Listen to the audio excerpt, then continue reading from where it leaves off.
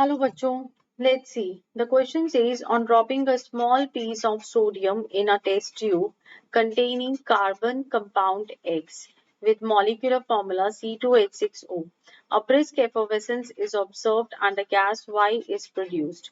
On bringing a burning splinter at the mouth of the test tube, the gas evolved burns with a pop-up sound. Identify the X and Y. Also write the chemical equation for the reaction. Write the name and structure of the product formed when you heat X with the excess concentrated sulfuric acid. अब देखो बच्चों, यहाँ पे हमारा जो question है इसका concept क्या हो गया।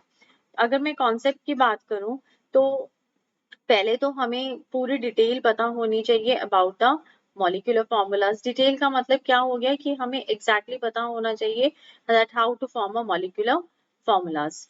दूसरा हमें ये पता होना चाहिए कि अगर आपका कोई कंपाउंड है तो उनकी प्रॉपर्टीज क्या हैं। तो देखिए यहाँ पे हमें जो कंपाउंड है वो दिया हुआ है C2H6O।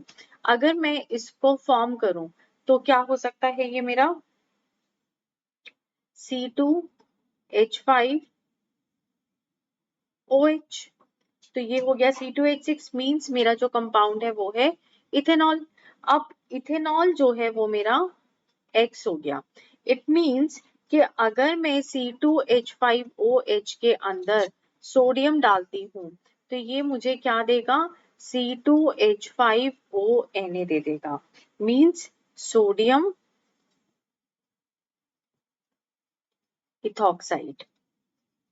ठीक है, अब ये सोडियम इथॉक्साइड जो हमें देगा ये क्या करेगा, एक गैस भी प्रोड्यूस करेगा साथ में, दैट इज H2 गैस। ये हो गया मेरा कंपाउंड Y।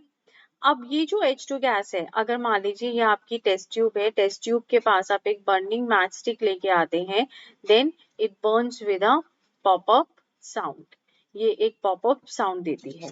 ठीक है, तो C2H5OH, अब इसने क्या बोला कि आपका जो ये कंपाउंड है, अगर मैं इथेनॉल को मींस C2H5OH को बहुत ज्यादा कंसंट्रेटेड H2SO4 के साथ ट्रीट कराऊं